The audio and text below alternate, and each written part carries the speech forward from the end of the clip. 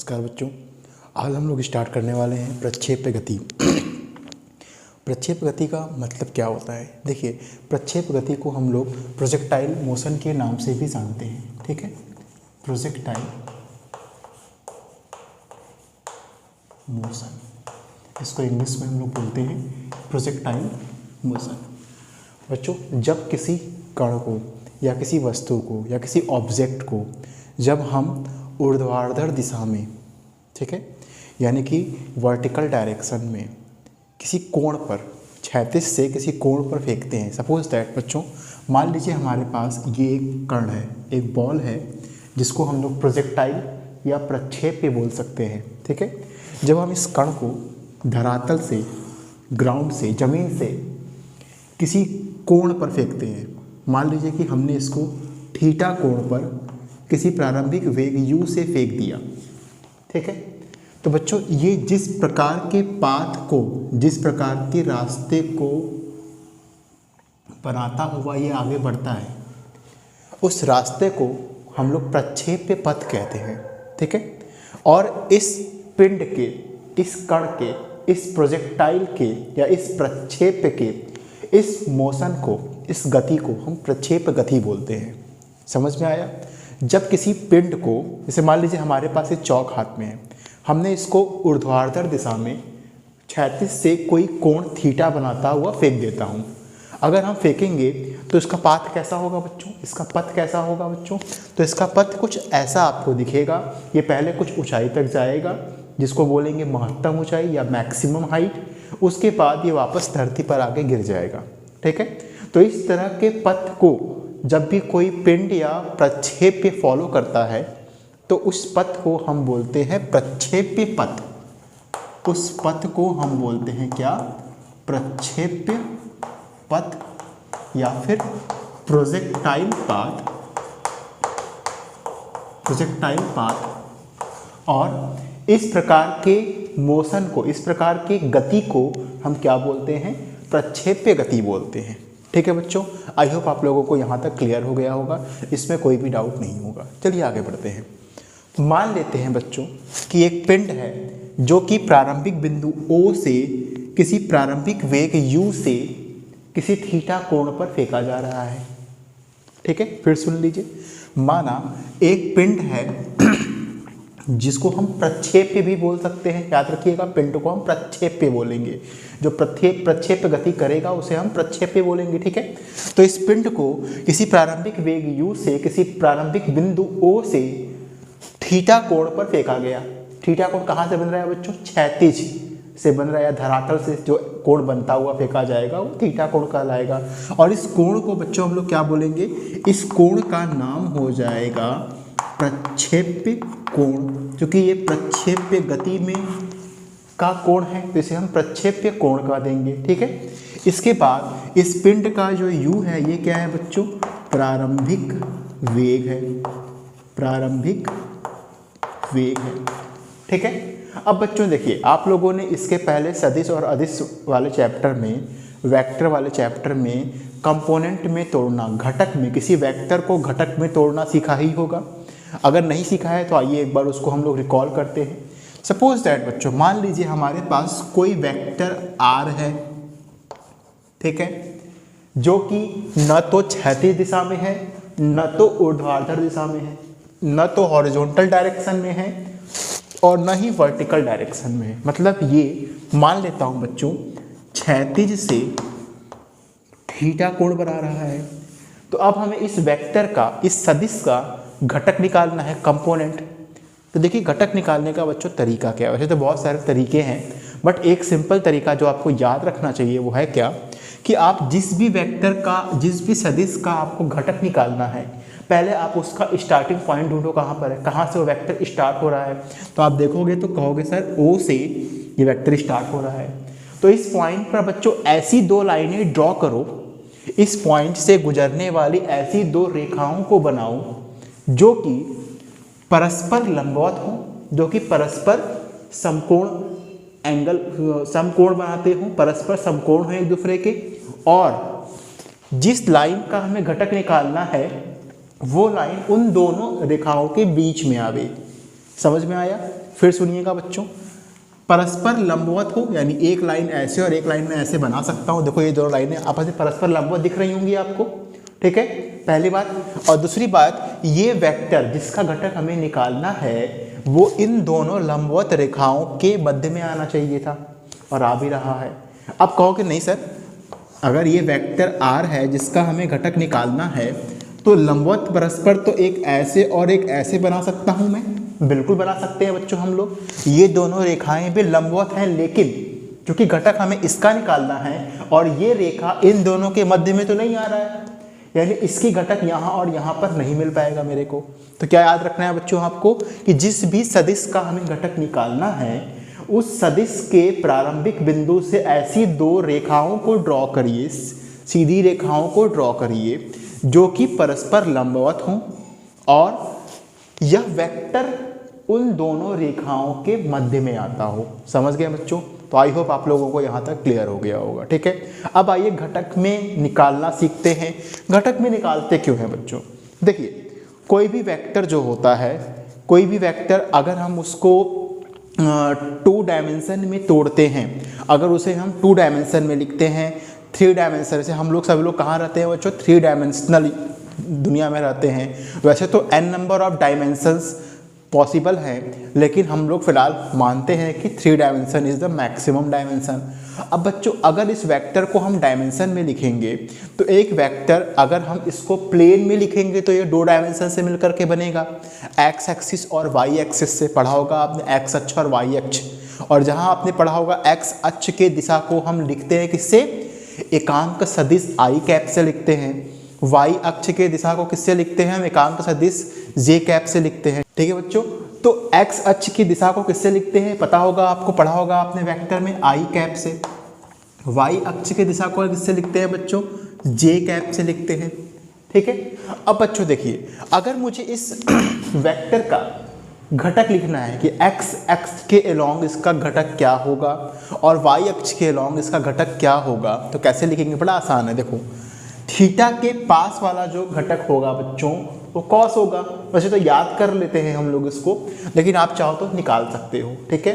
फिलहाल हम इसको याद करके चलेंगे। जब हम फ्यूचर में आप लोगों को सदिश और अदिश वाला अध्याय पढ़ाएंगे, चैप्टर पढ़ाएंगे, तब वहाँ मैं बताऊंगा कि वेक्टर का घटक कैसे मैथमेटिकली निकालते हैं कैलकुलेट करके। फिलहाल हमें इसको दिमाग में रखना है कि थीटा के पास वाला जो घटक मिलेगा बच्चों वो कॉस मिलेगा। तो r थीटा के पास वाला घटक हो जाएगा कॉस थीटा, और थीटा से दूर वाला जो घटक होगा बच्चों वो क्या हो जाएगा?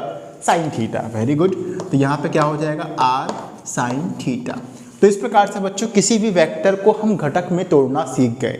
फिर सुन लो, जैसे यहाँ पर अप्लाई करते हैं जरा हम बच्चों। यहाँ पर हमारा जो वेग है, प्रारंभिक वेग जो है, जो कि प्रारंभिक चाल है इस पिंड का बच्चों, ये न तो क्षैतिज दिशा में है न तो ऊर्ध्वाधर दिशा में है, यानी हमें इसे घटक में तोड़ना पड़ेगा। जब भी कोई वेक्टर क्षैतिज या ऊर्ध्वाधर में नहीं होता है तो हम उसे घटक में तोड़ करके अपने आगे के गणनाओं को आसान कर सकते हैं। इसीलिए हम घटक में तोड़ते हैं बच्चों, ताकि उन गणनाओं को आसानी से हम सॉल्व कर पाएँ, ठीक है। तो अब बच्चों अगर इस u वेलोसिटी को, इस प्रारंभिक वेग u को हम घटक में तोड़ते हैं तो पहला काम क्या करना होगा बच्चों? हमें इसका प्रारंभिक बिंदु ढूंढना होगा वेलोसिटी का, जो कि O से पिंड स्टार्ट हो रहा है बच्चों, तो प्रारंभिक बिंदु तो O हो गया। दूसरा काम क्या करना होगा? हमें ऐसी 2 रेखाएं बनानी पड़ेंगी, सरल रेखाएं जो कि परस्पर लंबवत हों और जिनके मध्य में ये वेक्टर आता हो जिसका हमें घटक निकालना है, ठीक है। तो आप देख सकते हो बच्चों, आप देख सकते हो कि आपको एक रेखा ऐसे मिल जाएगा जो कि हो जाएगा क्षैतिज घटक, और एक रेखा आपको ऐसे मिल जाएगा जो कि हो जाएगा ऊर्ध्वाधर घटक, ठीक है बच्चों। अब अगर बात हो सर इसका मान कितना होगा, यहाँ पे क्षैतिज घटक पे u का क्षैतिज घटक कितना होगा, तो याद करिए मैंने बताया था क्या, कोण के पास वाले भुजा पर जो घटक मिलेगा वो कॉस मिलेगा। तो यहाँ क्या मिलेगा बच्चों? यहाँ पर मिलेगा u cos थीटा, ठीक है। और यहाँ पर क्या मिलेगा? तो बच्चों यहाँ पर आपको मिल जाएगा क्या? u sin theta. इस प्रकार से बच्चों हमने क्या देखा कि यहाँ पर वेग के प्रारंभिक वेलोसिटी के प्रारंभिक वेग के हमें दो कंपोनेंट्स मिल गए, दो घटक मिल गए। एक मिल गया क्षैतिज दिशा में वेग का घटक और एक मिल गया ऊर्ध्वाधर दिशा में वेग का घटक।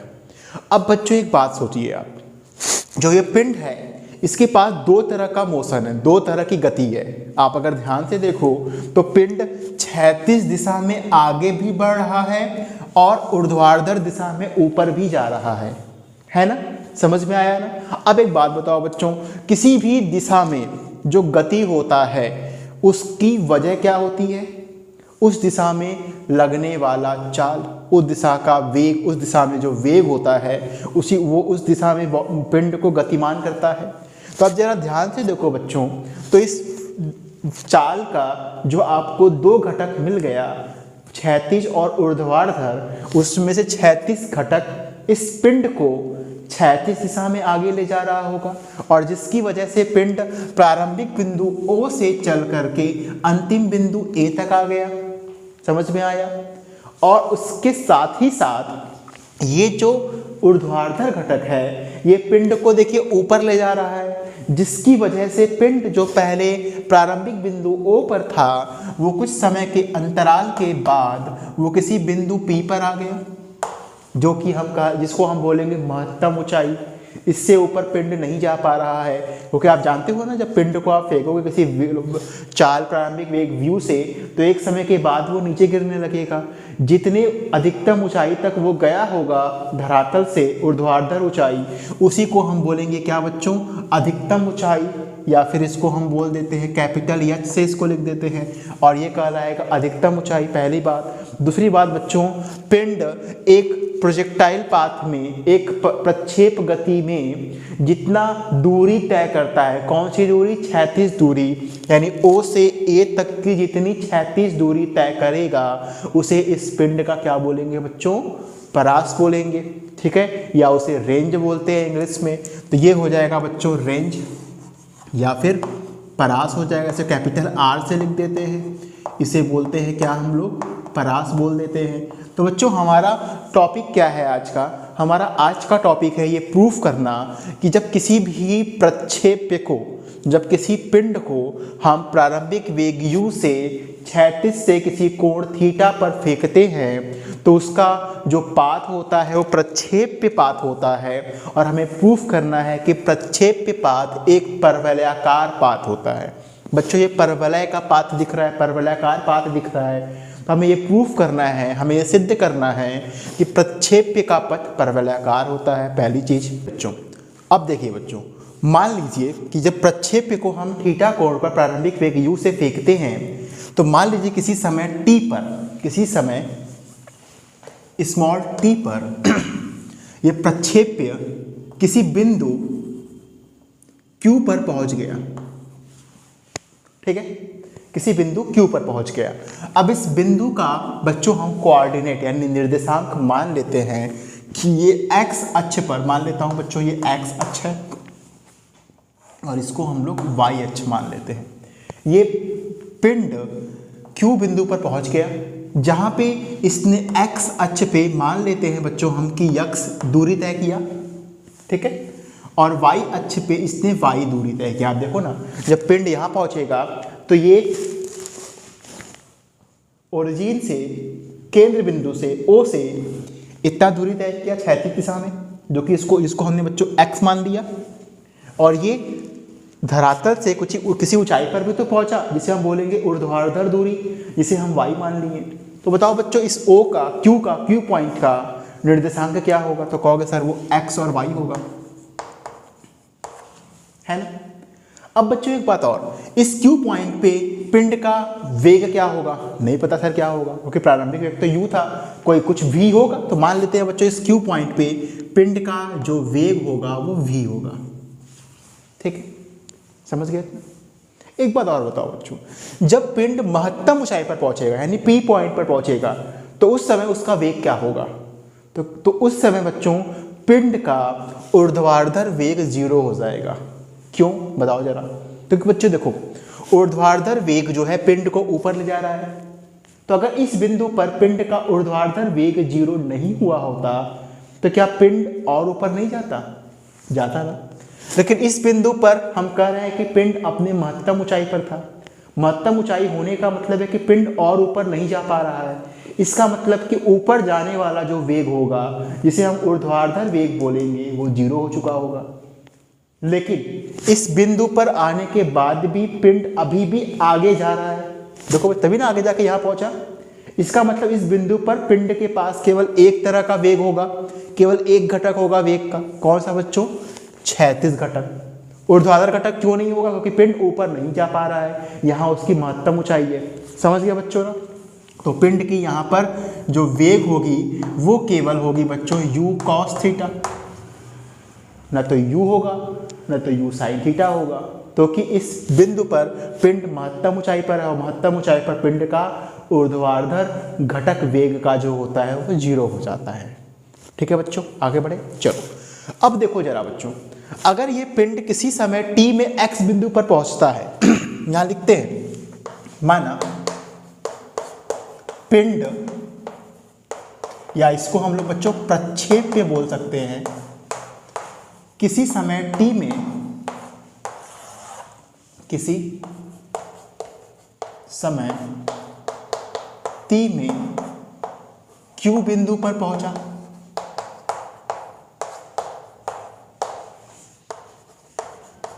जहां उसका निर्देशांक x y है। जहां बच्चों x क्या है? x है क्षैतिज दूरी t सेकंड में, और y क्या है बच्चों? ऊर्ध्वाधर दूरी है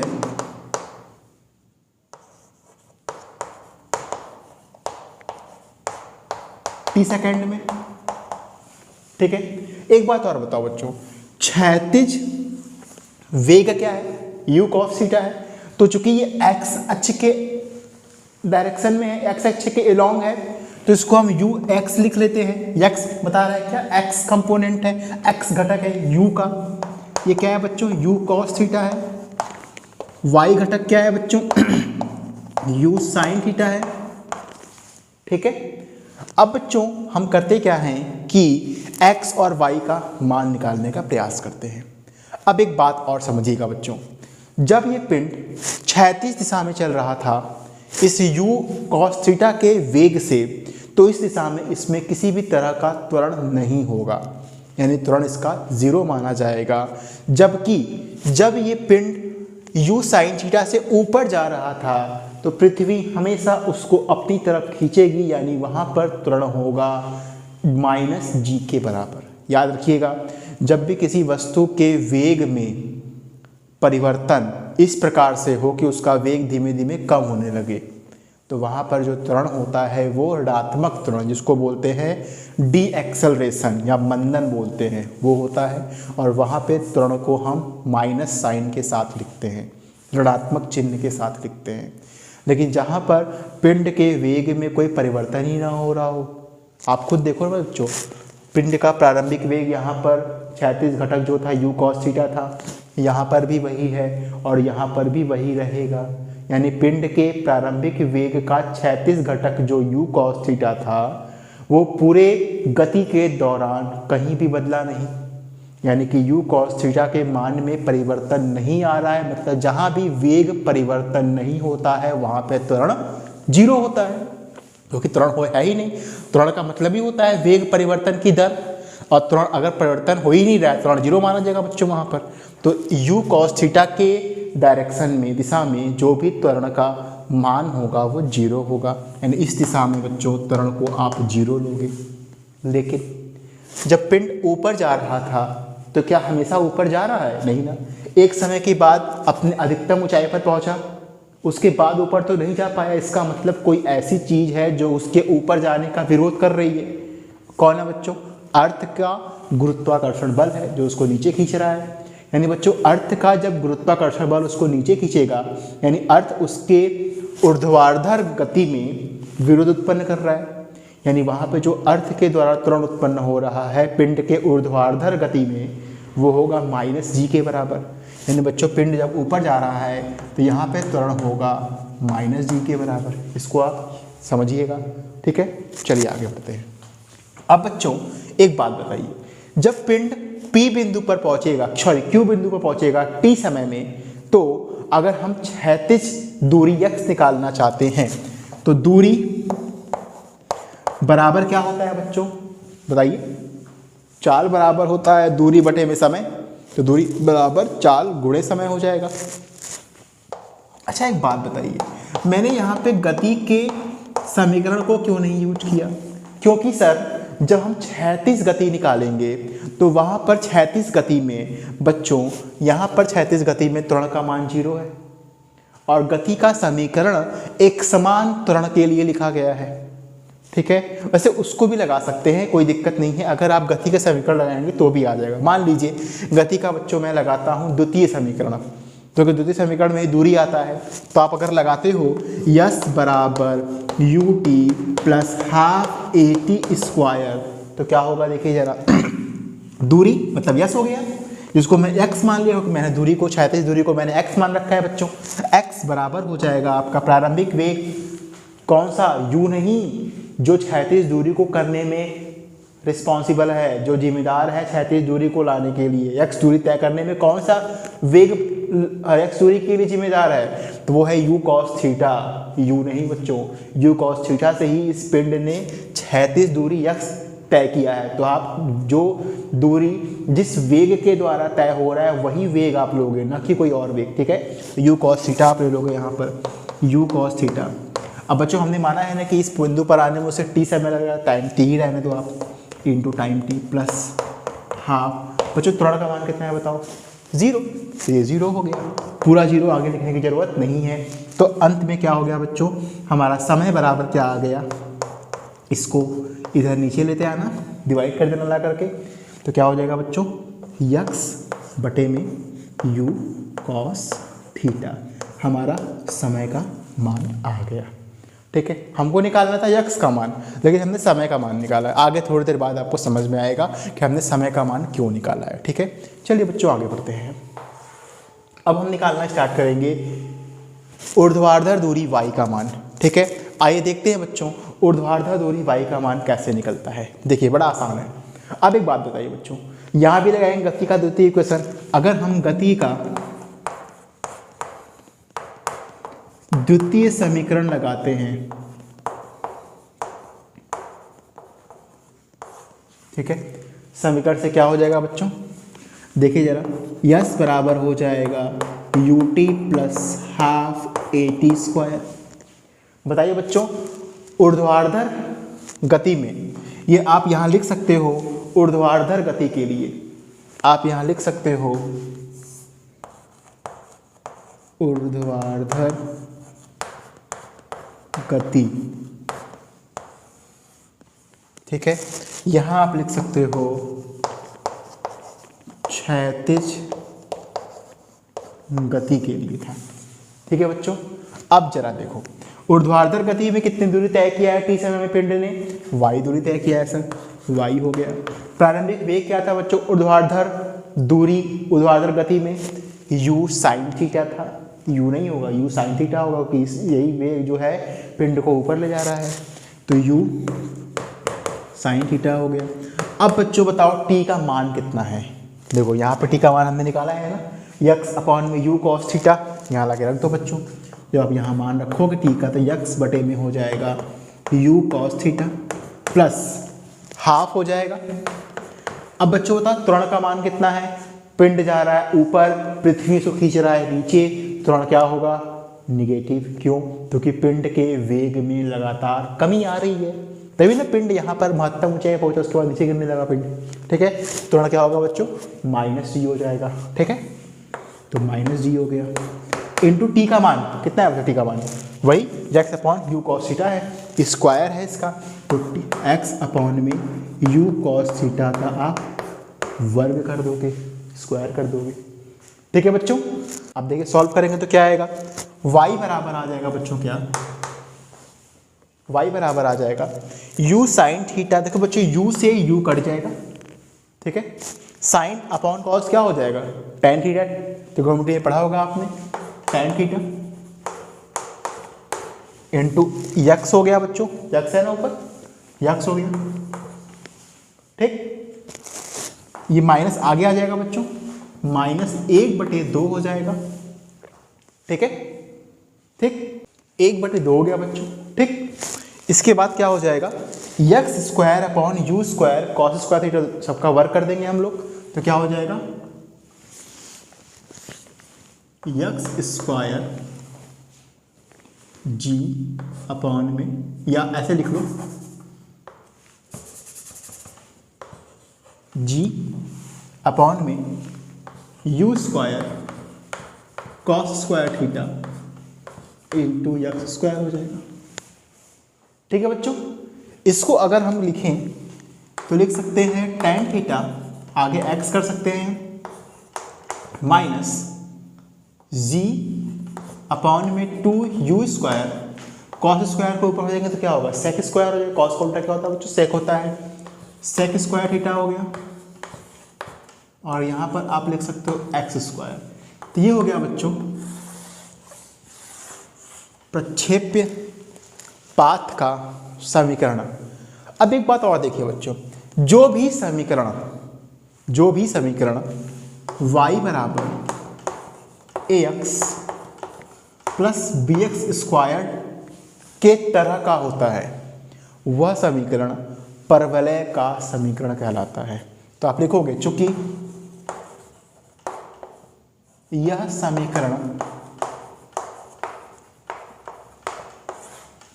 y बराबर ax प्लस bx स्क्वायर के प्रकार का है,